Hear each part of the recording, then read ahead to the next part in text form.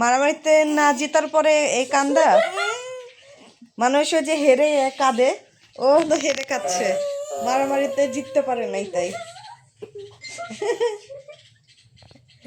এটা লজ্জার কান্না কাঁদছে, কারণ সে হেরে গেছে, সে ফাইটিং এ হেরে গেছে, এই জন্য লজ্জায় কাঁদছে। ঢাকায় যাবে, তাই এজন্য কাঁদছে।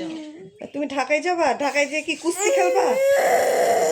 তখন এরকম কাঁদবে, আমার ভাইয়া আইনে দাও, এরকম করে কাঁদবে আমার ভাইয়ার জন্য। আমার ভাইয়া সত্যি সত্যি আন্নাফি, তুমি ঢাকায় যেয়ে এভাবে কাঁদবা?